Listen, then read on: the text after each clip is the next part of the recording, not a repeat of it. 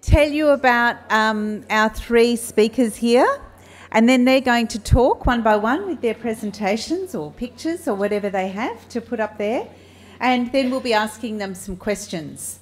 And their focus today is to talk about their experiences engaging with children and families who are the focus of current New South Wales Government policy. They'll talk about their experiences, successes and challenges, and also their ideas and strategies for inclusion and enrolment of children within your community. So they are working in quite different areas and in quite different sized preschools and different communities. So they're going to tell you something about that and give you a bit of an idea about what those are and how they work within their communities. I'm going to tell you about all of them up front so that you know who they are, and then we'll sort of flip between their presentations as they go. So first of all, I'm going to tell you about Carolyn. Carolyn was born in rural New South Wales and holds a Bachelor of Arts and a Bachelor of Education, Early Childhood. Carolyn's career has been dedicated to early childhood education and spans more than 30 years. Her first job was as director-teacher on a mobile preschool serving isolated families around Hay, New South Wales, including doing preschool for the School of the Air. She married and moved to Mildura, Victoria, where she was director-teacher in 2 part-time preschools in the outlying agricultural area. After a short break to share her own children's early years, Carolyn returned to teaching at a large Mildura preschool. For the last 20 years, she has lived in Gunnedah as director of the Gunnedah Preschool. Under Carolyn's guidance, the preschool grew to pride itself on providing excellent services to Aboriginal and Aboriginal children and children with additional needs, their families and their community, recently partnering with a philanthropic group to conduct research on trauma in early childhood, with the first book of results just published. Carolyn has overseen the expansion of the preschool from 30 to 50 places, extending the building and employing extra staff. They're in the process of purchasing both the Crown land they occupy and the adjacent property, which must be a huge feat in itself, trying to get through those processes. Carolyn aims to develop the preschool as a community hub, providing family, community-based programs to assist at-risk children. After Carolyn, Kelly will speak, and Kelly is director of Symposium Preschool, a children's services community management preschool which is managed by Community Childcare. Kelly holds a diploma in children's services, centre-based care, and has recently completed the advanced diploma in community sector management. Kelly has been working within the early childhood sector for over 15 years within varied educational settings and has been a director for 3 years. She has extensive knowledge and commitment to the early childhood field and values the importance of families and their involvement in each child's learning and growth. Having a young family herself, she understands the value of quality care and education and strives to provide this at Symposium Preschool. And she's also promised not to swear in this presentation today. I'm just passionate, that's all. And then Ruth. Ruth is director of the Globe Preschool, and I don't think Ruth's going to swear because I don't know that you do. So, Ruth is the director at Globe Wilkins Preschool, Centre of Excellence, Marrickville Council. Ruth has a leadership role in Marrickville Child and Family Services Pedagogical Leaders Group. Ruth has extensive experience in the early childhood profession, which has included teaching, directing, program support, cluster management, adult education and training, resource development and consultation. Ruth is passionate about the principles of social justice and leads her team in the implementation of transformative leadership, projects and practices. In 2013, after exceeding in all areas of the National Quality Assessment process, the team at Globe looked for opportunities to extend their program. The Another Language project was born out of this process. The project challenged educators to consider accepted constructs around early learning services, capacity to enrol children with additional needs.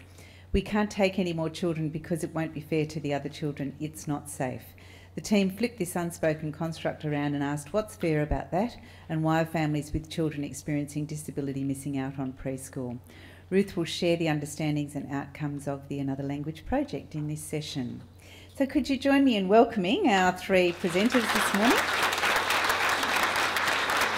And first up, as I said, everyone will give a short presentation or a long presentation, depending on what they've got in it, and then we'll be asking questions. So Carolyn, could you kick us off? I'm not sure if it's going to be a long presentation or a short presentation. As Michael said, when we get to our 50s, which I obviously am, we forget some things and maybe waffle on about other things. and I do have lots of things to waffle on about. But I will try to keep it brief because you really want to know what you can do with this preschool funding model. And I guess because I've been in the business for so long, the preschool funding model to me is just another way of the government deciding how much money they're going to give us or not give us to run our preschools. And really, we need to work with that and make the best of that, but we need to not concentrate too much on it because sometimes you have to step outside of what ECEC are going to give us to make the most of what they do give us. So it works fairly well for us because we've got a lot of Aboriginal families and we have a lot of special needs children and a lot of low income families. And often that's the mix. The children have got special needs because of their family backgrounds. They've not had the stimulation we would like them to have had as they were growing up. But this wasn't always the case at the Gunnedah Preschool. I've been there 20 plus years and I remember the day I went for my first interview there to get the job. And I walked into what appeared to be a barn with paint flaking off the walls. I walked through a playground which had a sand pit and an old mini miner. There was chicken wire on the fence and I just moved from Victoria. I don't know if anyone's worked in Victoria, but my pay magically turned up in the bank account. The local council paid that.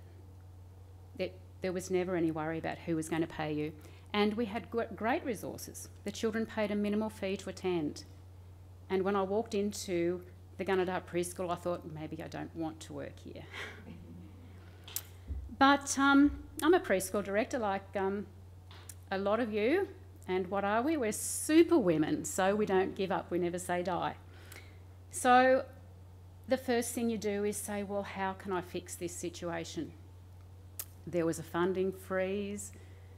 Fees were high. I didn't know anything about the community, so that's what you need to do. You need to go and connect with the community. Everyone says that, but what does that mean? Well, first it was pretty hard for me because I didn't come from Gunnedah, and it was not a community like I'd ever known. I came from Bingra originally, and if anyone knows that area, it's near Mile Creek, where Aboriginals were slaughtered. So Aboriginals didn't live there. I didn't even know what a black person was. So it was quite a challenge to go and find out. There's lots of things you can start with when you're looking for people, and they're readily available. So you can look at your council's social plan or strategic plan. It's a great place to start. A bit more broadly, the ABS information. You probably all know about the Australian Early Development Census, the old AEDI, Australian Institute of Health and Welfare, which will give you some great Aboriginal statistics if you're looking for Aboriginal children. And we also had a Gunnedah Livable Communities project. And if you go to your local council, it's really easy to get that information. And I must say that when I did that, not only was I shocked, but my whole staff was shocked. Most of them grew up in Gunnedah.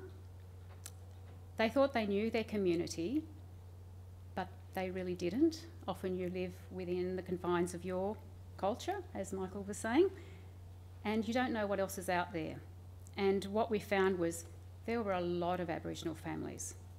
There were a lot of really low-income families, and these people were doing it really tough, and no one was servicing them. They weren't accessing anything. So what do you do? How do you get them to come to preschool? They're not going to turn up and enrol on enrolment day. They're not going to come to open day. They're probably not even going to come ever. They're just going to go to school. So school's a great place to start. We went and talked to the schools and we found out what Aboriginal children were there and did they have little brothers and sisters. We also thought that maybe we needed to get to know the community a little bit rather than just finding out who they are and saying, well, come on, off you come to preschool. So that's when you really have to start putting in the hard yards. You're paid to go to work, I guess, for your set hours and work with the children. Then you have a little bit of time where you do your massive amount of paperwork. And then you have to start giving and giving and giving and giving, because you have to start going out into community and doing something totally outside the preschool. I went to so many meetings, I've forgotten how many organisations I visited. It's not for the faint-hearted, let me tell you, because when you go, you have to drink instant coffee and eat white bread sandwiches, and you have to make out you're really enjoying it, and you get to talk to people. So we went to things like, we have a Gunnedah Indigenous Service Delivery Interagency Group. Brilliant. Everyone from the police, the law courts, the schools, they go there and they talk about what they do for the Aboriginal people in Gunnedah. So if you've got something like that, it's a great place to start. Gunnedah Family Support, of course, they're the ones helping the families who are struggling, who are referred through the courts or who self-refer. We have a Child and Youth Family Interagency. You can spend ages at these meetings learning nothing, and then you'll get a little pearl, which you can use. You get to be known. I was new to Gunnedah, and all of a sudden people were starting to know who I was. I could drop in and visit people and ask questions or refer children. I could take families along to meet people because that family needed some help. You need to become really, really involved, so you become really personally involved, which is great because then you can go to the coffee shop and have a real coffee and cake with them rather than having the instant and the white bread sandwiches.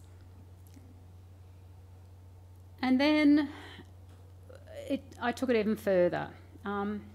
We have several Aboriginal groups in town, and I thought rather than just dealing with these non-Aboriginal groups, I need to maybe become a bit more involved with the Aboriginal people. So we have Maramali, which is an Aboriginal health service, and I walk in there regularly. They don't have meetings, but I phone them. They refer to me. I talk to them all the time. Gunnedah and Red Chief are two of our local Aboriginal organisations. They don't have meetings either, but I go down and have a coffee with the CEO of both of those services every now and then. Both of the ladies who run those services are my mentors. And when something happens at the preschool, I ring them straight away and say, oh my goodness, what should I do about this? And sometimes they say, oh, tell them just to bugger off. Other times, yeah, they'll be a little more helpful, but these are the sort of things you need to know. You need to know what that community is all about and what they want. It's nothing to do with you. Absolutely not what you want. We have other services that are not Aboriginal that help Aboriginal people, like community transport. We don't own a bus to deliver children to and from preschool, but that is needed. So I fought with the Gunnedah Shire Council for about 5 years until community transport did that for me, because they have that on their agenda. They help disabled people who have difficulty accessing transport. They charge me a minimal fee for that, and I seek funding to pay for that. But we only transport the children that have to be funded because we don't have a lot of money. So connect with all these services. It's critical. When I connected with these people, it became such a critical point that I think I gained a reputation. Oh my gosh, here she comes again. It's that preschool teacher. But that's what you need to do, because you're not going to get anything unless you push and push and push.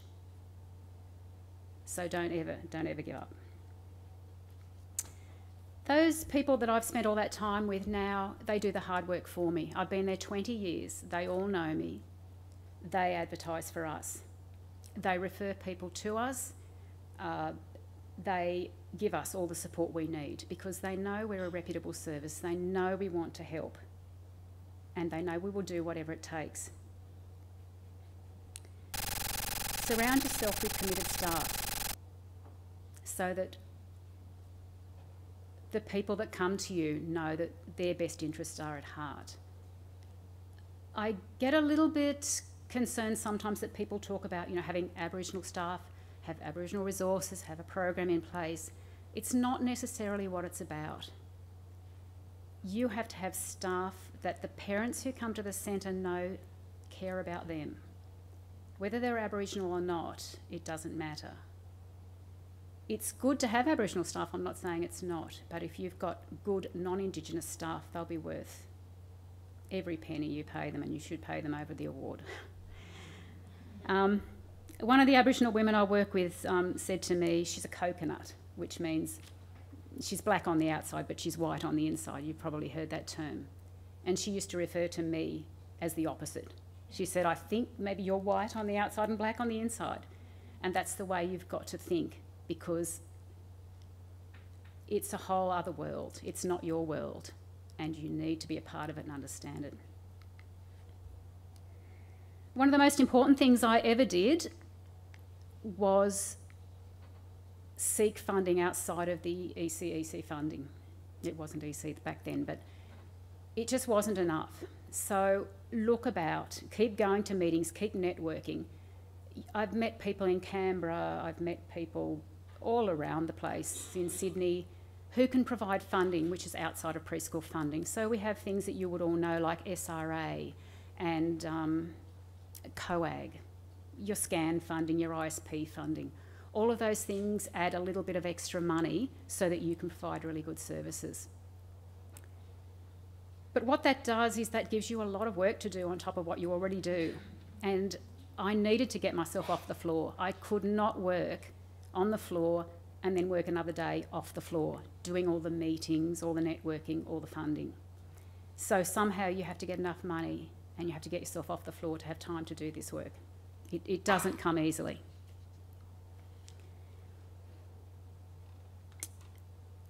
Once you've done all of that, and you're pretty exhausted by then, your most important people you need to connect with and network with are the families themselves.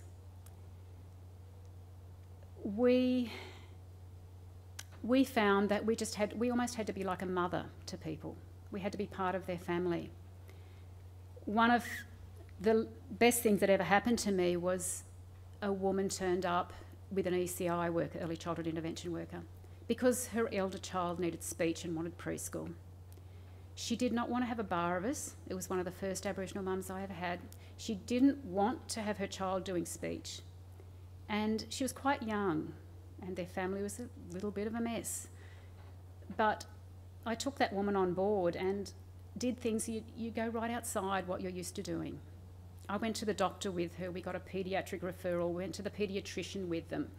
We organised transport and we all went together in the bus from community transport. And you have to do all of these things. And when that woman got to, I think, her 5th child, she left the preschool and moved towns. And now this was a woman who in the first place did not want to bring a child to preschool. But she did. She brought all of her 4 children along when they turned 3, and then she left town and we were quite sad to see her go. But she lived out of town for a while, the house burnt down, so she came back. And she came running into the preschool, and I was off the floor by then. And she just pushed past everybody. She ran into my office and she gave me the biggest hug. She said, I've come to enrol my 2-year-old. I know you can't take her yet, but I want to make sure she comes when she's 3. And she smelt terrible. But I just hugged her and I was so excited, and that's what you've got to do to get those people to come and to stay. And then those people will tell all their friends, and you'll start with 4 like we did. And if you have got those people in your community, you'll end up with 50. One of the things that we've found currently that doesn't work with our Aboriginal families and low-income families is word of mouth. No one reads the newsletter. We put a silly little thing in our newsletter saying, if you want to get away from a crocodile, you've got to run in zigzags, because crocodiles are long and they can't do zigzags, they just run straight ahead.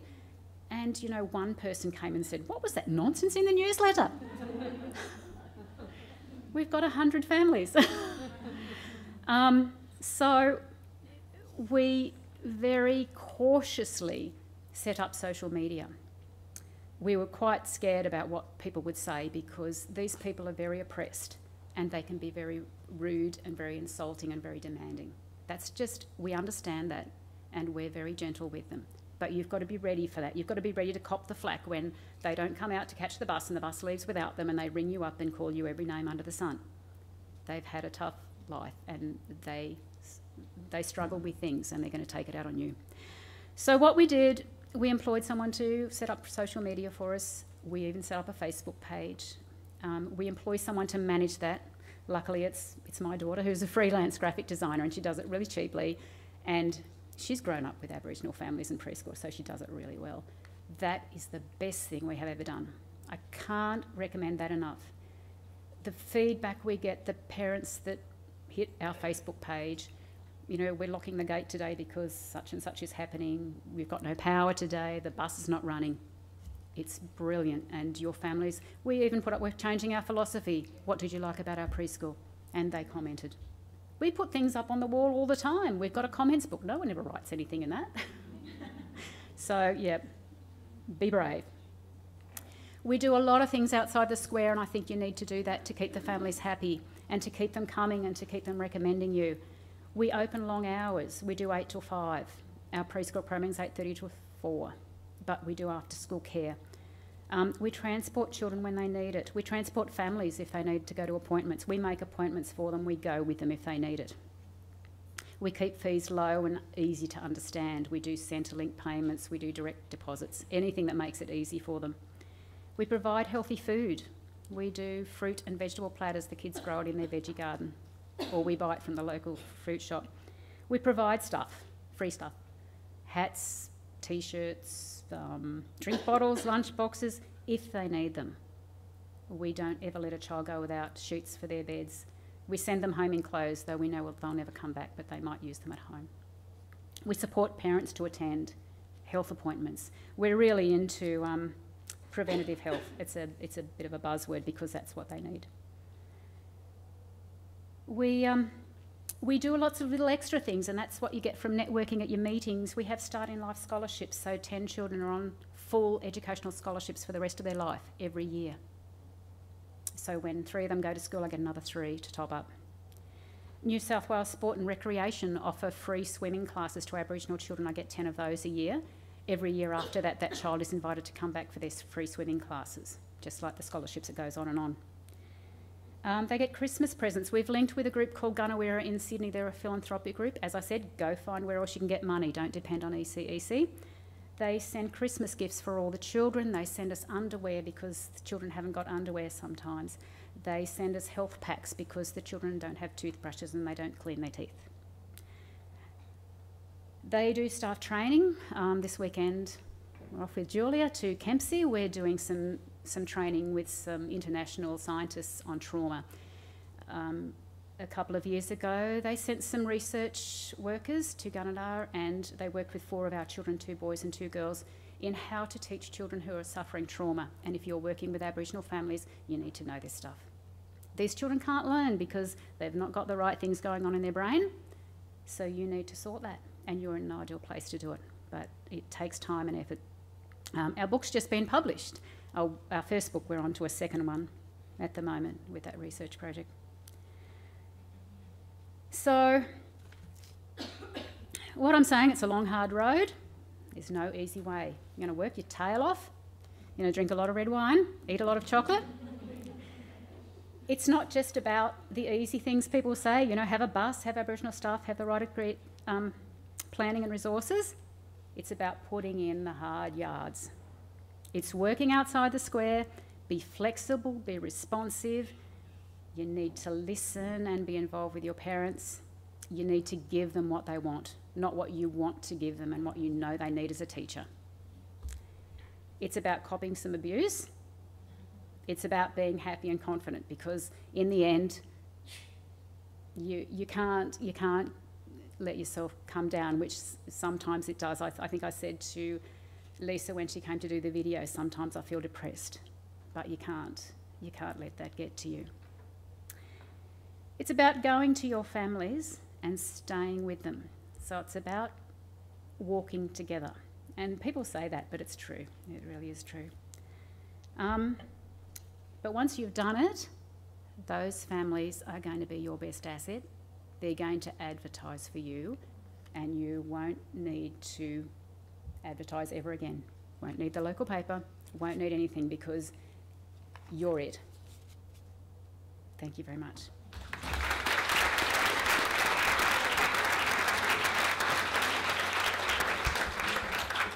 Thanks very much, Carolyn, and we'll save some questions for the end, but I think the key one will be the list of places that you get all this funding from. Everybody will be after that list for sure. Kelly, you're up next.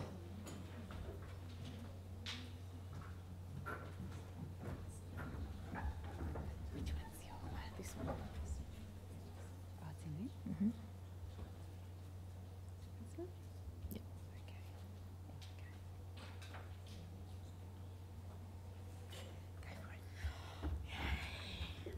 Okay. Good morning, everyone. This is a bit nerve-wracking, first time, but I will be awesome. My name's Kelly Jarvie, and I'm the director at Preschool, which is a community-based not-for-profit service, and we're managed by Children's Services Community Management. We're a one-unit service providing education for 20 children, 5 days a week, 8 a.m. to 4 p.m. Our service sits on approximately 1.5 acres, which is awesome, and was purpose-built in 1992. Previous to this, in 1982, the preschool operated out of the local community hall, and guess what? It cost $4 a day back then to attend. Yeah, $4. If my fees could be that low now, I would be full, and I would have a waiting list that was children not waiting to turn 3 to actually come to us. I have worked within the early childhood sector for over 15 years, and I've been at Preschool for 4 years and have been a director there for just over 3. I loved the place so much, I moved my family there. So we now live in Siem as well. This is also my first time as a director, and my 2 children attend the local public school. I teach preschool with one other full-time educator and 2 part-time educators. My full-time educator, Kerry, also lives in Siem like me and has been at the preschool for 18 years. I'm her 13th director in these 18 years. And I'm the best. Siem is a rural community, and we're about 25 to 30 minutes from the end of the freeway. The population, as in oh, sorry, it's not the freeway now. Is it, what are we called? The M1? M1, sorry, M1. Newcastle. I don't like Sydney. Like my little place. The Siem population as of the 2011 census was 1,025. 64 of those were children aged between 0 and 4, and 93 were between 5 and 9. But obviously that doesn't help us much now because it was 2011. So all of that's changed. And my local council says, look at the census when I say, how many children have I got that I can try and reach?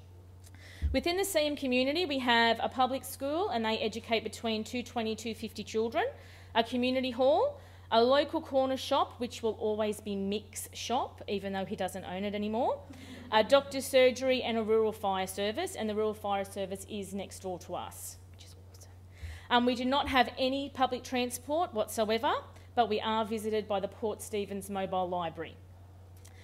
We are the only community-based preschool within the town. However, there is a privately owned long daycare about 5 minutes down the road, catering for 2 to 5-year-olds.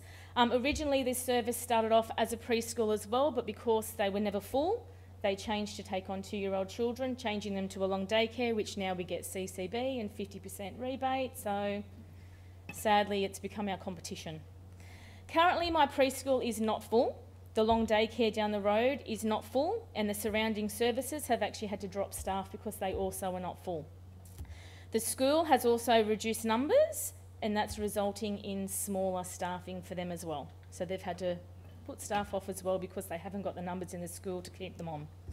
Last year, my preschool was full by the end of term 1, but if it will happen again this year, we'll have to wait and see. And being rural, it is always unknown. But we do not have any transitional funding at the moment. We had a high level of healthcare card families last year because I'd say to everyone, do you have a healthcare card? They'd go, no. I say, are you sure you don't need one? You might just need to go and check with someone. Just get your income checked and go and have a look. And we do also have some Aboriginal families. We only have 2. One of them in the beginning said, no, we're not. And then she came back to me and said, we're really struggling. We actually are, but I didn't want to tell you. So now we've now got 2 Aboriginal families instead of 1. So sometimes it's families not wanting to actually identify that they are, and sometimes it's letting them know that you can tell me, we're not going to tell the whole community, it'll just be us. So yeah, it does get hard. But what we do know within our community, and it probably is with a lot of small town communities and rural communities, that is a passage of rites that when a child turns 3, they come to preschool.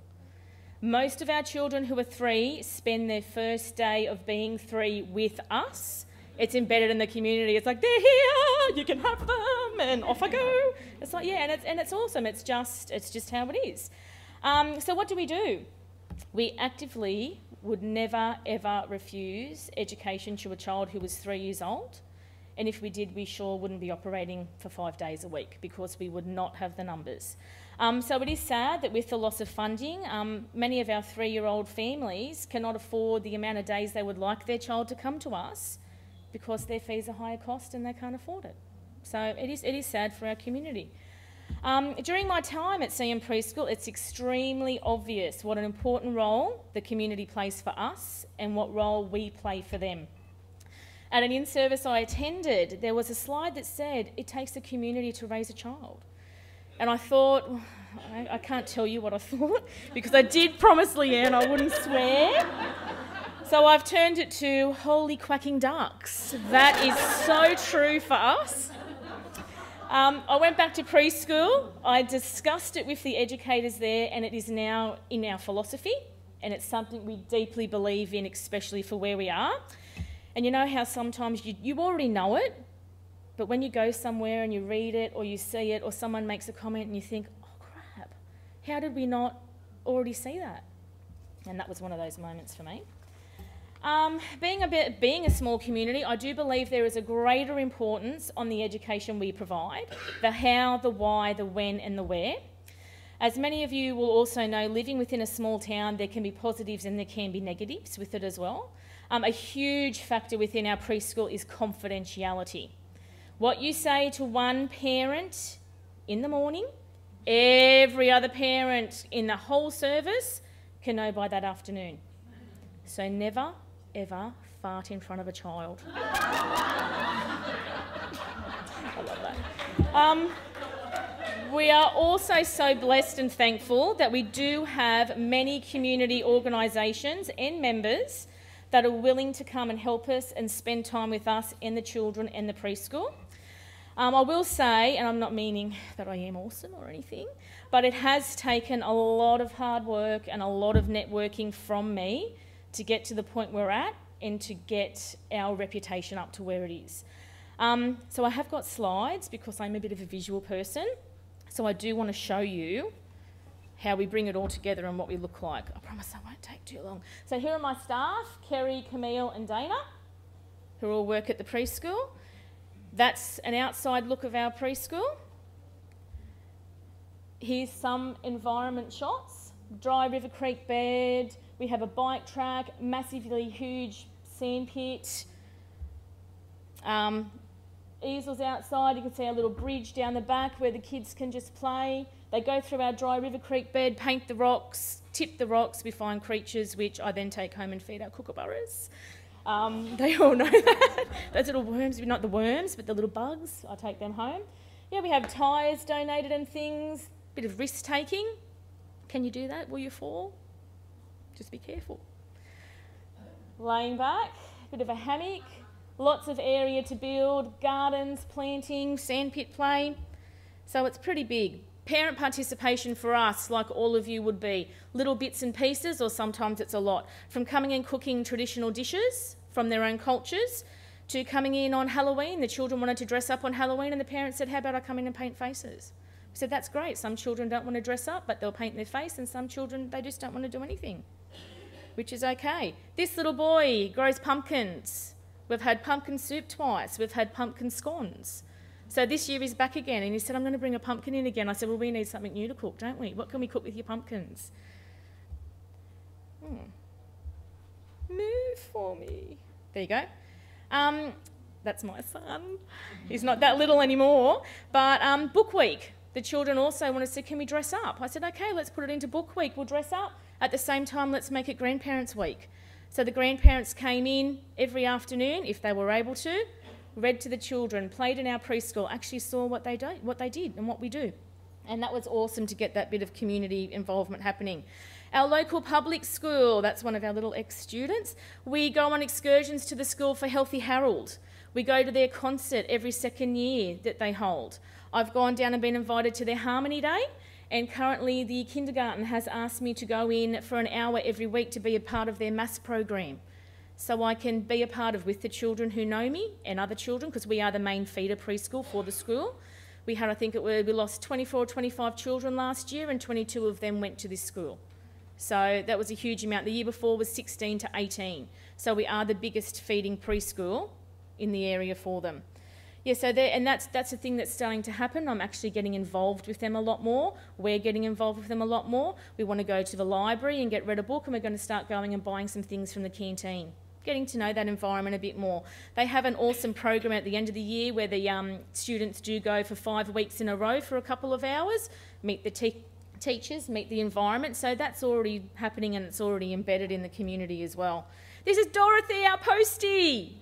We don't have motorbikes when you're rural because there's too many potholes and mud and cows and things. So this is Dorothy, our postie. I stopped her and went, I need a photo, Dorothy. She went, But yeah, she's awesome, and she comes in and sees the children. She takes mail for us. So yeah, we haven't got a mailbox. We can't walk down the shop to post letters because there is nowhere. So she takes all of that for us. This is Terry, our Scarecrow, and he was donated... Oh, no, go back. How do I go back? There you go. And he was donated by a man called Terry. That's why we called him Terry, from Karua. He makes scarecrows for different occasions and said, do you want a scarecrow? I said, we'll have anything. So he built us a scarecrow. It is a bit scary if you look at its eyes, but none of the children have actually said, oh my God, a scarecrow. They're all really good, yeah. And its feet falls off, and a few times its pants have been down. I said, how did that happen, everybody? And it wasn't me. It wasn't me. But he has got a mannequin body, so he's all very, yeah, and wired up. Port Stephens Council, they come and do a road just near us, and every time they come, we get to play with the stop sign and we talk on the walkie-talkie. And we watch them, and they go past and they try and spray us with water, and so it's just getting that little bit of involvement happening. And sometimes we'll flag them down and go, children here, so they'll come over. So we're up a dead-end street, so we don't have a lot happen other than the garbage truck and some heavy vehicles that come our way. So yeah, and the fire truck that we do see too. Our local fruit ONeil, we love Neil. He visits a lot of our families and us, and we thought we need to start utilising him more rather than just buying our fruit and veggies off him. We need to use him. So the children were blindfolded if they wanted to. They were given a piece of fruit or vegetable and said, what are you holding? They could smell it, they could touch it, and they had to guess what they were doing. Then everybody gave Neil 50 cents and bought a piece of fruit or vegetable off Neil. Even a punnet of strawberries was 50 cents. It was awesome. And a watermelon. Then we cut it all up into pieces after we washed it, obviously, from hands. We cut it all up into pieces, and we all had a tasting of fruit and vegetables. And some children were like, I've never had pear before, and I like it. You do now, don't you? Alan's a local community member. Every year we have got him coming in talking about ANZAC Day. Talks about the flags, talks about what it's about. And then we have a 10-minute conversation about guns. We all have guns, we all shoot kangaroos, So we talk about, obviously, huge safety, never touch a gun, never look at a gun, but when you're rural, nearly everybody has a gun at their house or knows someone who has a gun. So yeah, that's what it turns into. Every year we participate in the ANZAC March at Symposium. So not all of our children, but the majority of our children will come down. It's not early in the morning, it's about 9, so that's all right. We wear our T-shirts, they wear their badges from any grandparents or parents. We march, we put a wreath or flowers down. We get donated 2 books, one from the RSL and one from the council for our participation. And that's something in the community we're seen as doing, and it's happened every year that I've been there. And Alan's great with the kids too. This is Margot, our dental hygiene nurse, which some of you might have as well from Pacific Smiles. She comes out every year, talks hygiene. It's something that's embedded in our practice. And they're the little puppets that the kids go to town on. And so do we. I love them. This is Janelle, and she's our local health nurse from the doctor surgery in the area. I said to Janelle, do you want to come and visit us? Because that'd be awesome. So she comes every year, has a chat to us about germs, coughing in our elbow, sneezing in our elbow, how to wipe your nose correctly. She even bought a water gun with her last time, a spray bottle, and I'm like, what is she going to do with that? I should have asked her beforehand, but she showed the children, I'll pull that, look at how far it goes. That's how far your sneeze goes. You're not covering your mouth. Everything that's out there is now covered in your saliva. Yeah, so it really is awesome. The Botanical Gardens, this was the first time a parent went to visit them. They had an open day and she came back and went, oh, Botanical Gardens was great, you need to go there next year. And I went, I'll do one better, I'll ring them and get them here. So I rang them and said, oh, I heard you had an open day, you did this great craft with natural materials, will you come? She said, I've never been asked that before. I said, well, now you have. So come on. So they came last year for the first time, had the best time of their lives, talked to the children about what was in our environment and what do you want to do with it? Here's a seed, what can we make? So they actually brought these things in. The little man with the googly eyes, one of their husbands set the concrete, and every one of those with the little Banksia men, they bought everything used to decorate. We didn't have to provide anything. And the other one little one is just a lid off a milk bottle, a juice bottle filled with Play-Doh, and then all these little flowers and things they collected, they just stabbed him in there and there you go. I was like, oh, that's awesome. So yeah, and the kids loved it. You can see they were so proud. They took their stuff home at the end of the day and they learnt what some of the things in our playground were. Local police, get them to visit. We came with the paddy wagon and the dirt bikes because obviously there's dirt bike police up our way because, yeah, you've got to get in there sometimes. So this was Dave and this was Mitch and it was awesome. As you know, some children are scared of police. Parents tell them, you're naughty, the police will come in and get you.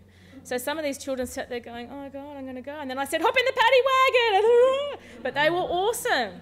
And that's my son again in the middle, as happy as Larry. And I said, I hope this doesn't indicate something for the future because I'm happy now, but I won't be if you're older.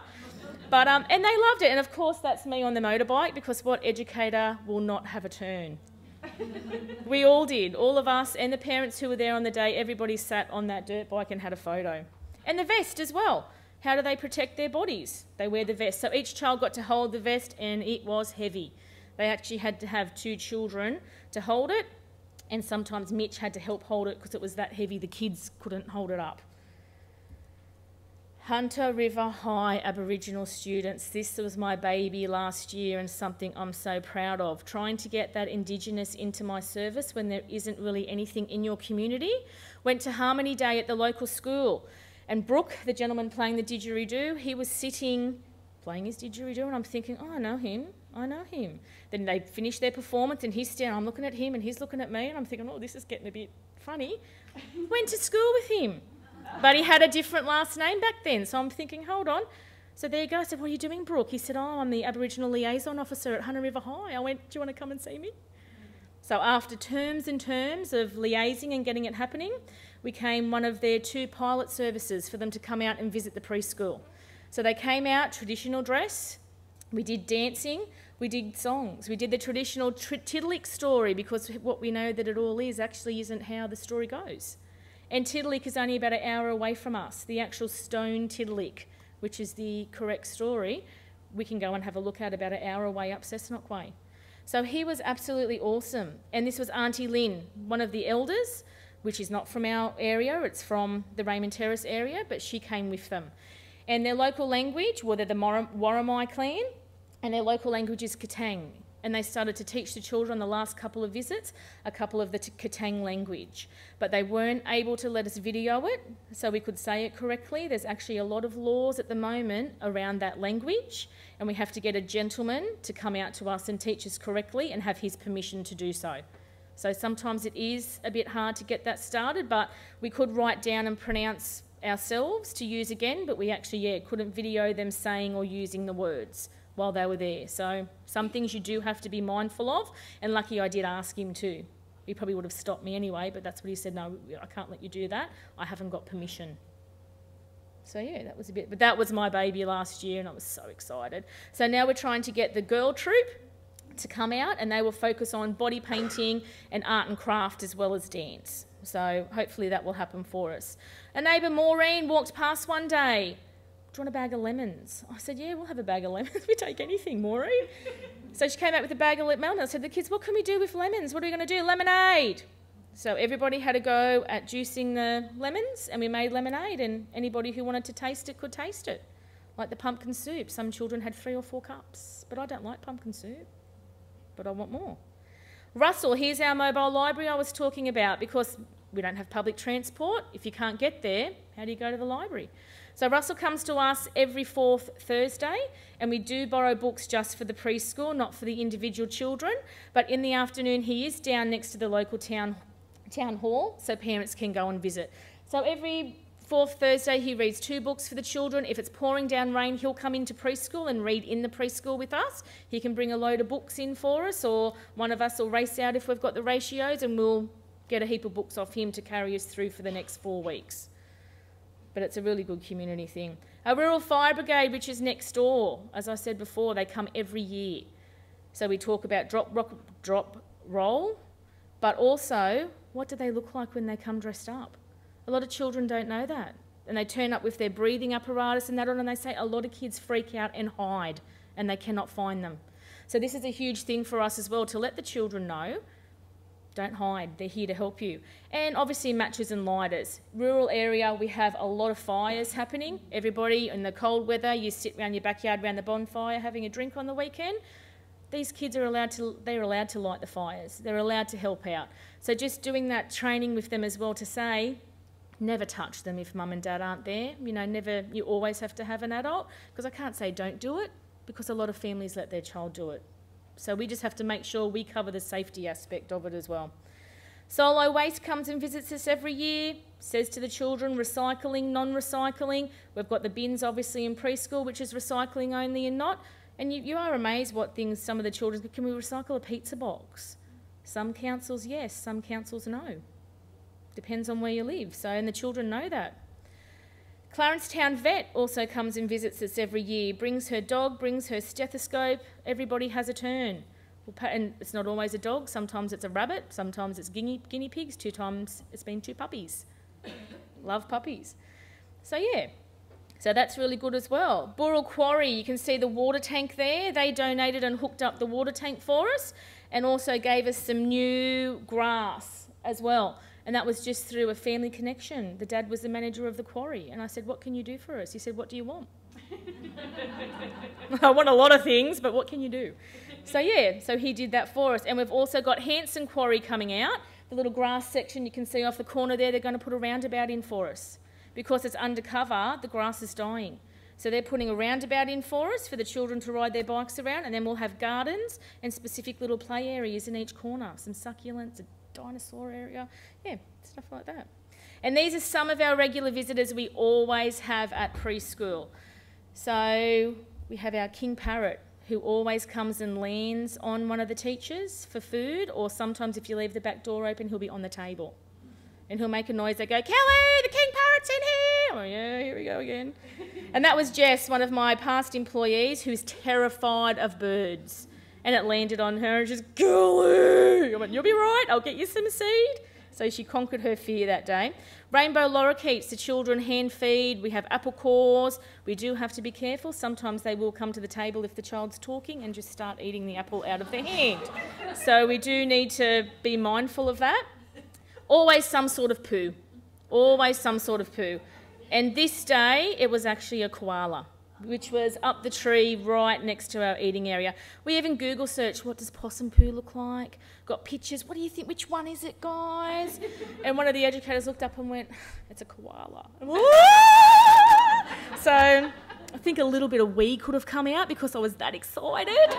Got the camera, I got a koala! And then, yeah. So the whole town did know at the end of the day, and we did have lots of people outside of the preschool with their cameras on that afternoon taking a koala picture because, well, I've been there 4 years and we've only had him once and he's never come back.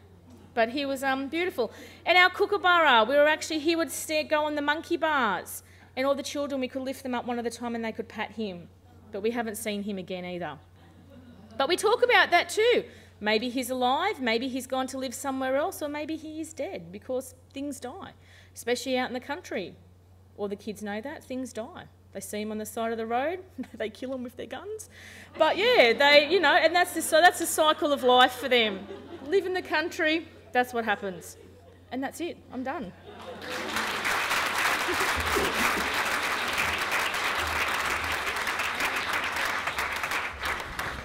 Thanks, Kelly. That was hilarious. And you stuck with the rules as well. Awesome. Thank you. Now, it's okay to go longer because we'll extend out the morning tea. Not quite sure how I'm going to follow that hilarious presentation, but yeah, what struck me as I listened to the two speakers this morning was the commonalities between the services and the approaches, and really, I'm sure you've all picked up on it as well, is that it's actually all about relationships and it's all about community. Even though both services come from different communities, different regions, different areas, different geographical areas, there's such a common thread of getting out there and getting into the community and forming relationships, and that's the key. And sometimes we forget that the activities like getting the fireys in, or getting the police in, or the local health nurse, or one of your local parents to come in and talk about what they do for their work, that those experiences actually are about promoting your service and getting information out to other people in the community. Because really it is all about word of mouth, no matter which community you're from. So I'm lucky enough to work in the community of Marrickville, which is a very multicultural community historically, and one which is now seeing a lot of young families move into the area. And so we still have a lot of multicultural families and communities, for want of a better way of putting it, but we're also starting to see a big influx of young families come into the community, and the area is becoming a little bit more gentrified. So that's the community that I'm working with. So I've been asked to speak with you all today about the inclusion of children experiencing disabilities. So while it says that we're the experts on the flyer, I really believe that I'm sitting in a room full of experts here, and I'm sure a lot of the strategies that I'm going to share with you will be strategies perhaps some of you have implemented yourselves as well. So let's get started. It's up. So, okay. So in 2013, Globe Preschool went through the quality improvement process, which many of you have been through and had the assessment visit. And we were lucky enough to be rated as exceeding in all areas.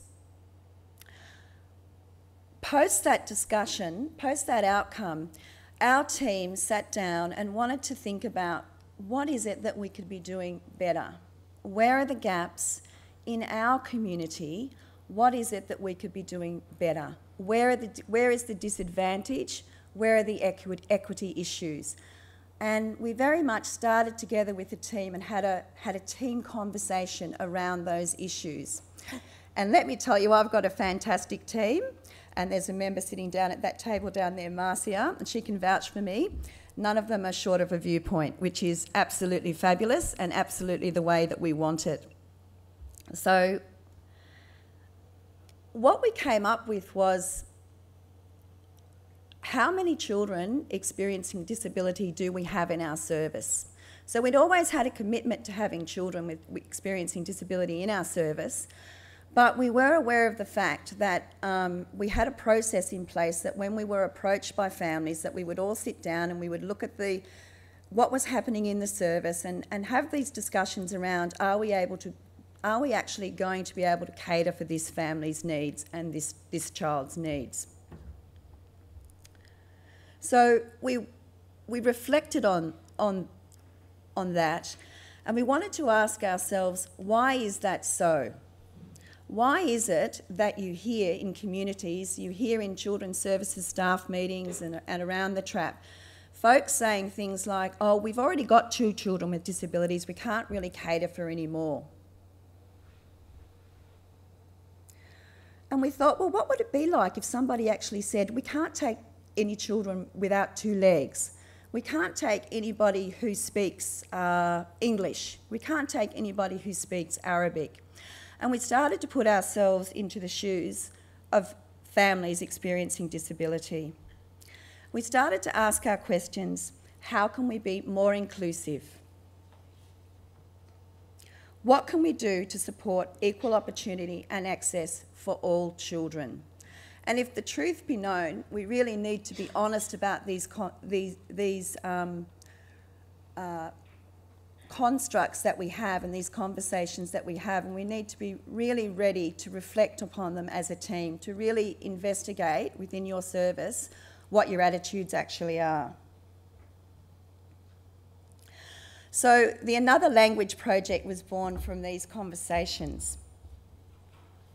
So as I said before, it came from where to post-quality improvement planned. We had an increased demand for children with disabilities. We looked at what is our image of the child and what are the rights of children and families experiencing disability. And what can we consider differently? My glasses on so I can see. What can we see and hear differently, and what can we do differently, and what impact will these changes have on what we do? So these were the questions that the team set themselves at the beginning of 2013. And we then determined that we were going to do a little bit of our own action research. And the staff came up with the title Another Language because they felt that children with experiencing disabilities often have particular ways of expressing themselves. And we wanted that language, whatever it looks like, to be considered as equally important as any other language in the preschool. So we then went to have a look at what existing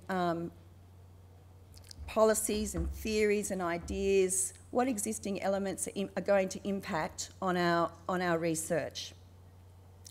So we have a transformative leadership model in place at the preschool, which is fundamentally at its basic, takes the premise that there are those in society who are actually disadvantaged, and that needs to be acknowledged.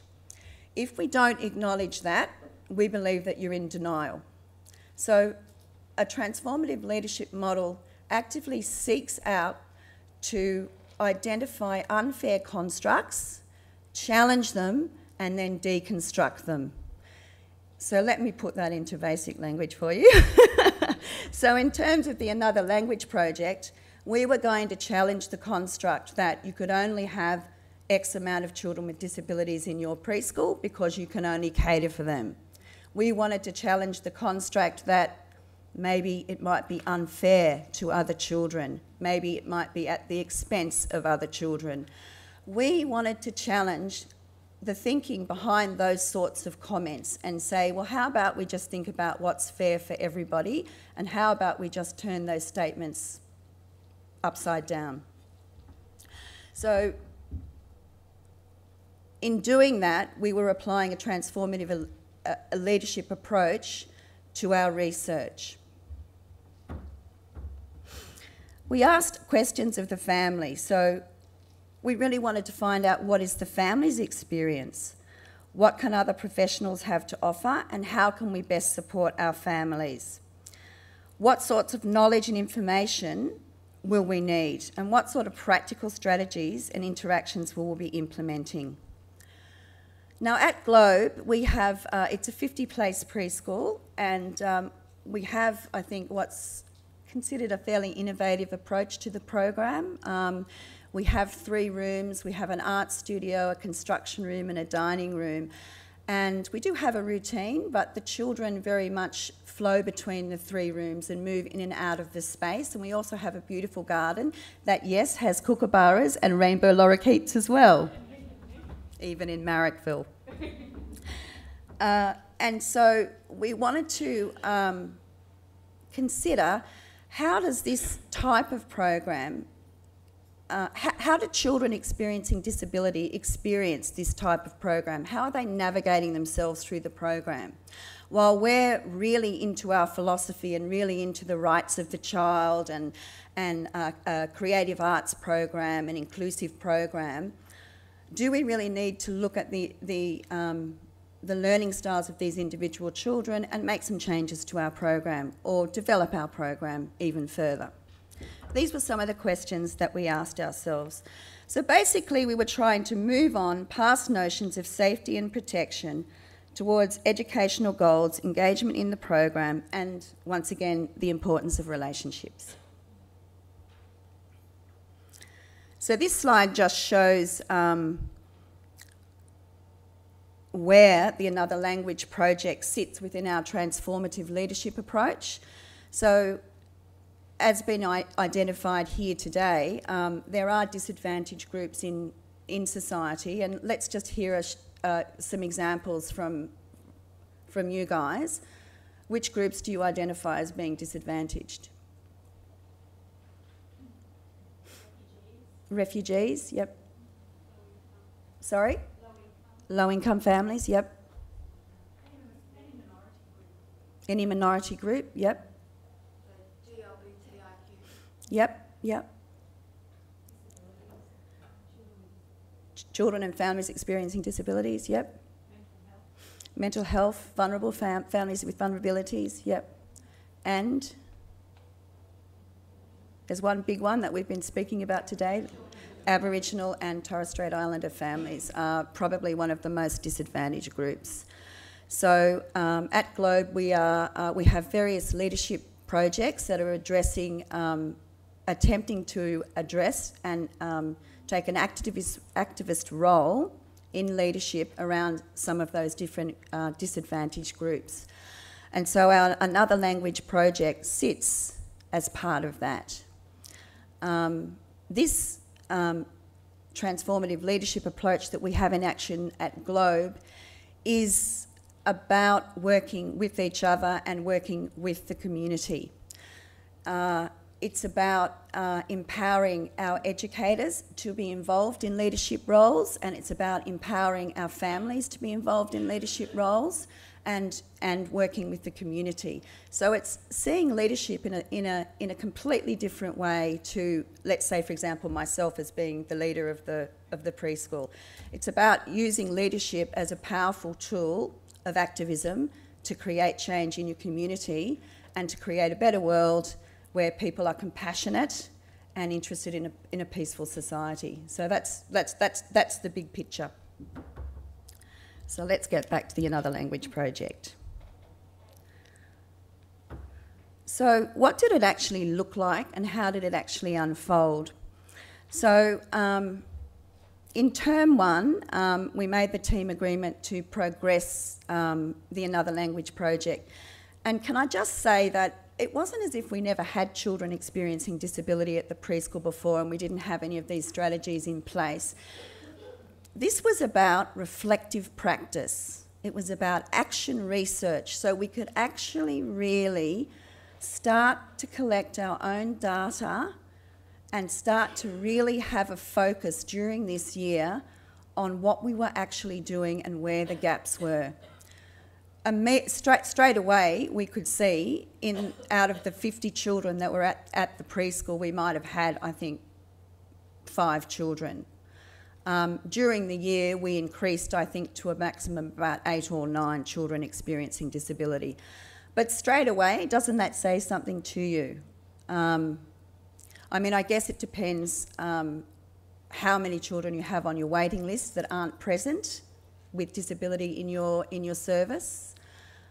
These are the sorts of questions, the sort of investigations that we need to make. So, anyways, we began on this journey of reflective practice. So, I couldn't agree more with the other speakers about the importance of funding, and you all know about that. I mean, hands up who thinks you don't need an extra pair of hands when you have a number of children with people with experiencing disabilities. Nobody.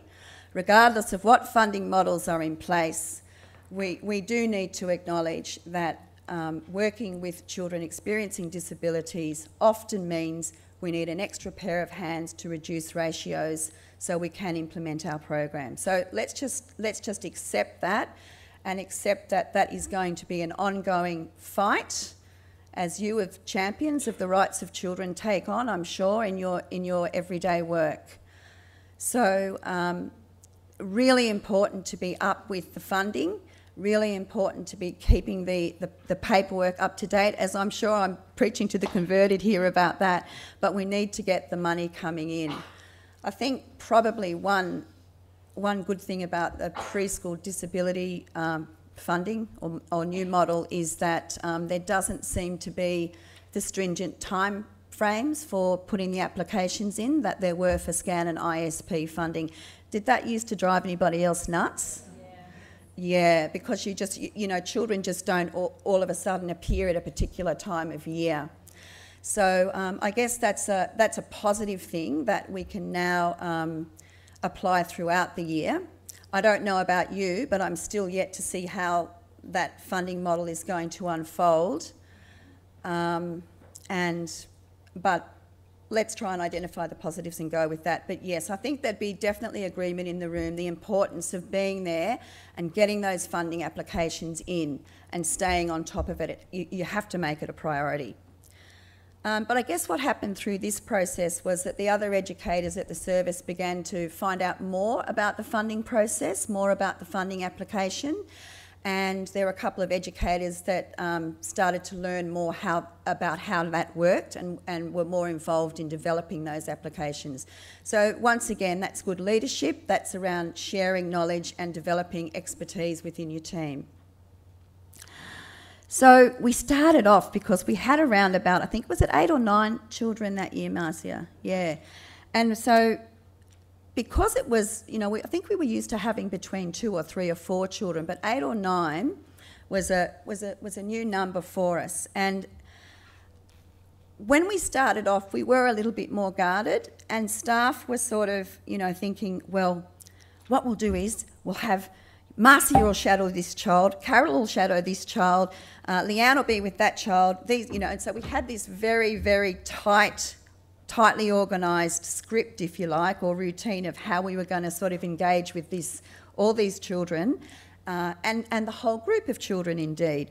And so we started off in that manner, and as we got to know the children, we gradually were able to move from what we described as a strategic approach to building more a relationship-based approach in term 2.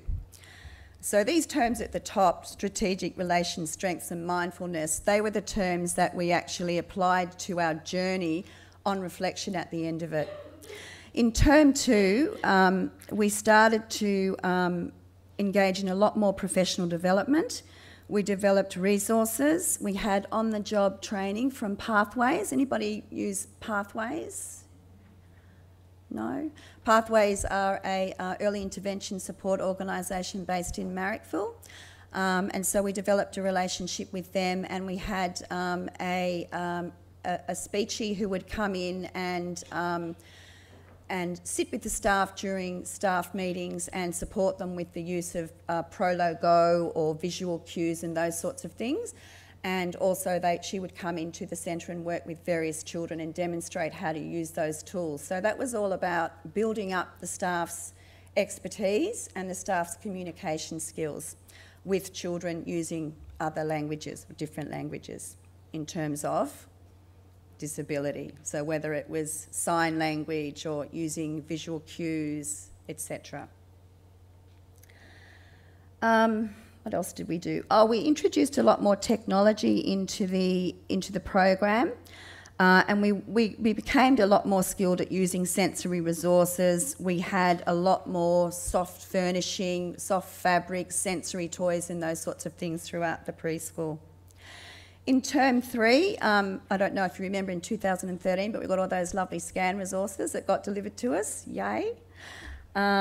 And then we started to really see the growth in the children and the growth in the educators' goals. We started to see all the children becoming more engaged with each other.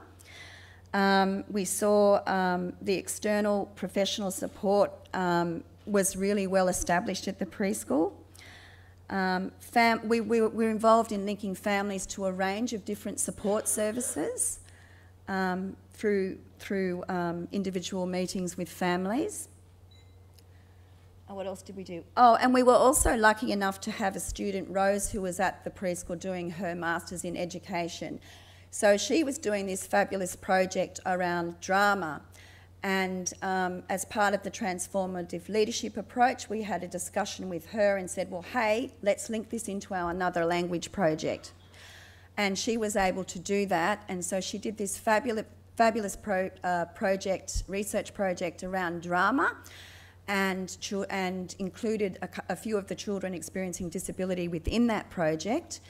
And the results were quite interesting in the way that many of these children who perhaps were not as verbally expressive were actually quite expressive in a dramatic sense. So, you know, think about using the resources of your team, the resources of your students, and linking them in to whatever sort of projects you're working on.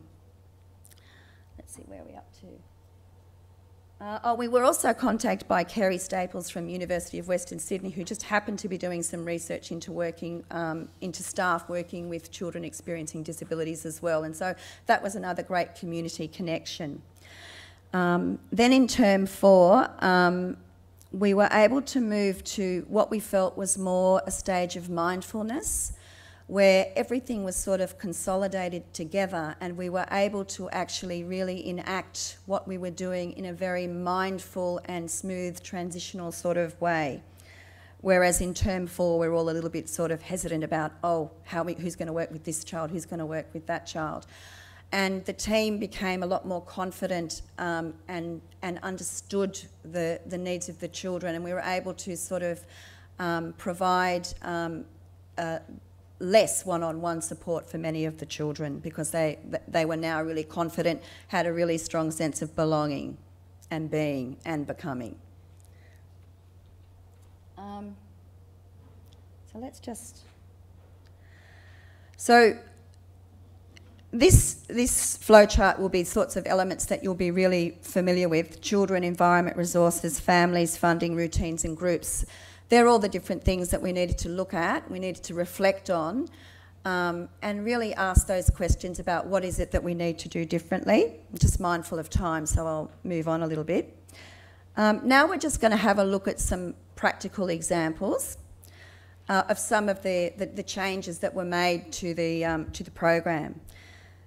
Really simple things like, you know, observing some of our children who were on the autism spectrum, and noticing a real keen interest in trains. Has anyone noticed that with any of the children you've worked with before? And the joy of lying down on the floor with the body, yeah. So the simple act of getting a beautiful recycled table from reverse garbage and raising the train track onto the top of the table meant that the children were naturally still attracted to the trains, but guess what? They were having to actually engage with each other, looking at each other, encouraging eye contact, moving in and around the trains, that sort of thing.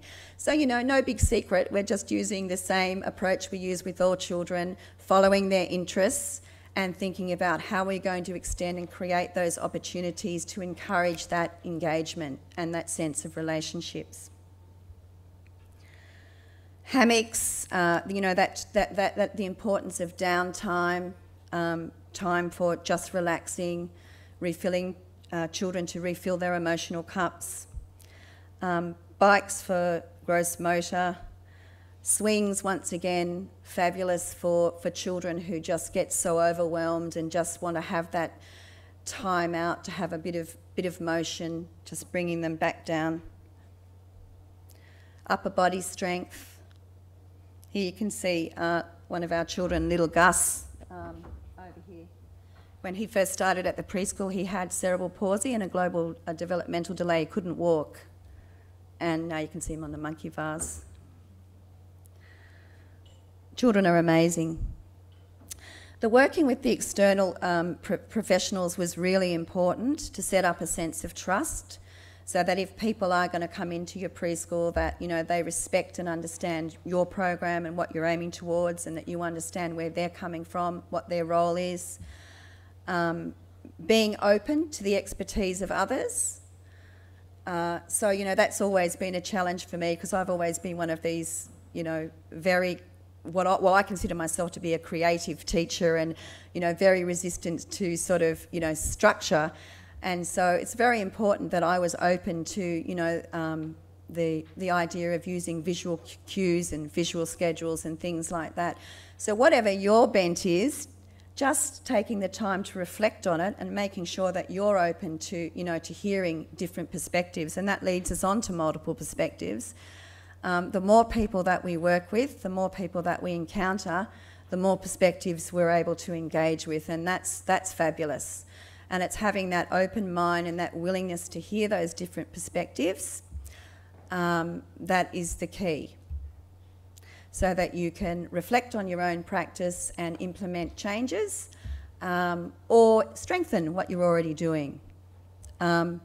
Within our team, you know, we have, you know, 7 to 10 people that all have different approaches, and we regard that as one of our highest strengths, in that people will come up with different perspectives on the same child, or different perspectives on a theory. It's just so important to the growth of any service, and that be extended to the families and the community with which you work with as well, of course, is important. Okay. Look, I'm not going to get you to read this.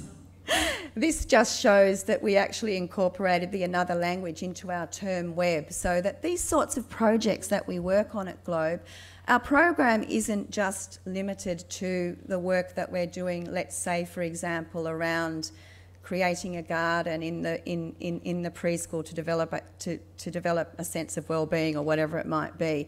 We very much, loud and proud, put our transformative leadership work that we're doing, our projects, into our program, and we articulate that to the community as a form of activism. So, you know, I think the way that you market what you do is very important, and when you integrate the sorts of projects that you're working on in terms of your leadership and in terms of the direction that your service is going, it needs to, well, from my perspective, it's really helpful when it's part of your your program. We use the term web, we use portfolios, etc., but it's very much in the term webs, which gets sent out to families. It's in our emails. We're just moving to an online portfolio system soon. It'll be on there. And then we invite families and community to give us feedback about it as well, so promoting it. Okay, so another practical way that we looked at what we were doing, we do have a very open program, but we do have some focus groups at the preschool. One of the things that we did, I don't expect you to read this is just to remind me to talk about it. One of the things that we did was look at the way that we invited children to engage in groups. So at Globe, we have our morning groups. Children choose which educators they want to go to, and most children are really happy to do that, and there's various groups that are happening. But there are some children for whom that is very daunting. So we were able to identify, and not just necessarily children experiencing disability actually, but for some children that choice is a bit overwhelming.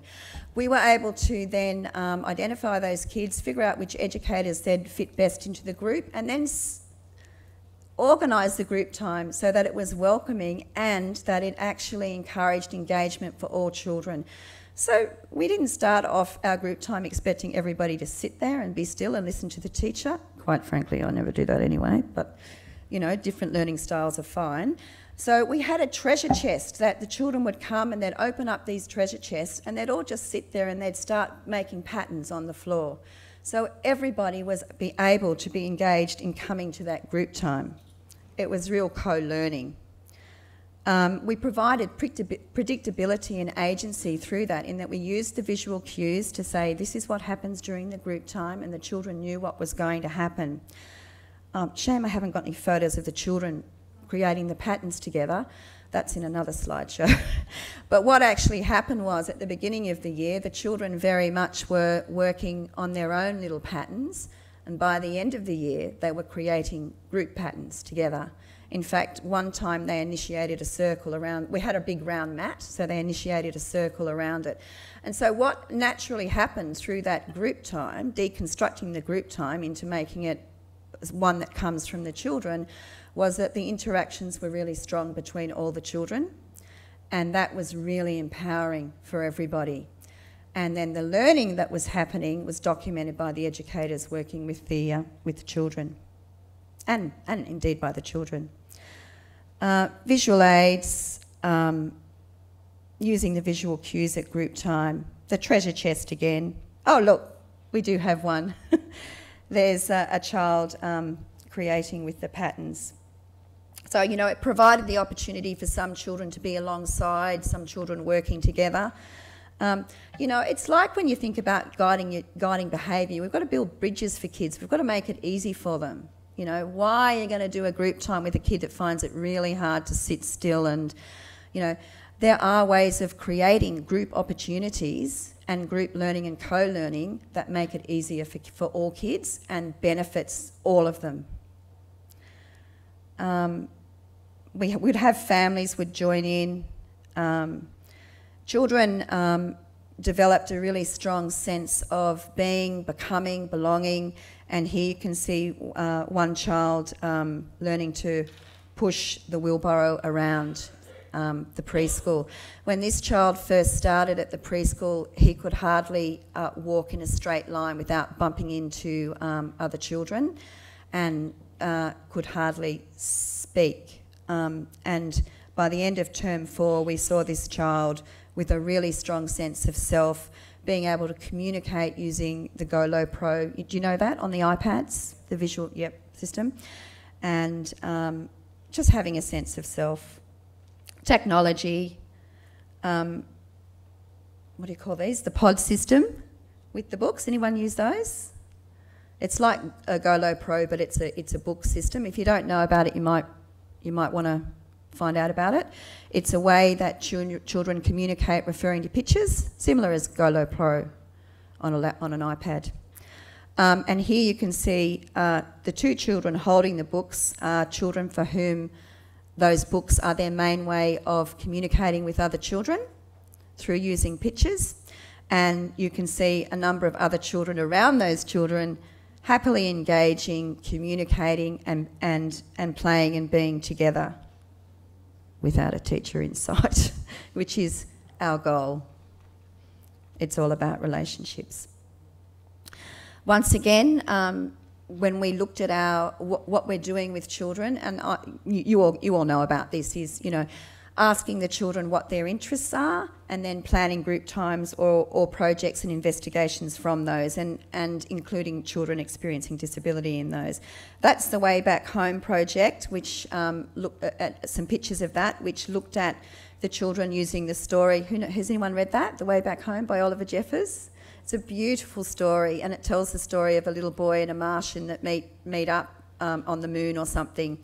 And so we had children acting out the story and taking on the characters, and we did some drama where we used some walkie-talkies, and I was in the kitchen pretending to be the Martian, talking to the children, and this parcel arrived and they opened up and there was this walkie-talkie in there, and all of the children were able to ask the Martian questions. So it's just that element of delight and wonder, and all of the children being able to come up together as a group, ask questions and engage in that in their own way. So ongoing issues, I can see we need to hurry up, sorry. No funding means less capacity to work with children with additional needs. We really need to be mindful of how children experience the assessment and how families experience the assessment and referral process. Do folks find that? For some families it can be extremely intimidating, and the funding models generally rush us and push us to perhaps force families into situations in terms of funding before they're actually ready. My other big gripe is that the voice of the early childhood teacher and educator is not regarded significantly enough in terms of the whole application for funding. A child will behave very differently in a assessment process with a psychologist or a paediatrician to how they will behave with a group of children in a community of learners. And I believe it's up to all of us to actively, where we can, advocate for your right to share information about your children and their needs within your preschool from an early childhood perspective. So if there's anything I've done today, I hope that you'll all go away and see, how can I do that? Who do I need to write a letter to? How can I, voice that? Because, often we're the ones doing the work at the front line in terms of a child's involvement in a group care setting. So I think I'm going to have to wind up now because we've probably gone a little bit over time. Just very quickly, what we've learnt is that the conversations regarding the uniqueness of each child are more important than the labels we apply to them. I'm just going to flip really quickly to the last slide because I'm really mindful of time. And I'm just going to read 2 quotes from one of our educators, Carol from Globe. So just because I think it's worth taking the extra 2 minutes. So, having the moral courage to take on more children with additional needs has developed us with a team that is eager for knowledge and has opened us up in assisting to understand, accept and embrace other forms of communication. It has also led us to be able to take the children on this journey of discovery of other ways of communicating, given children an insight into other worlds that they may not have encountered before and that are just as valid as their own. It sets them up to be more open and embracing being, which in turn will lead to equity in everyone's eyes. Thank you.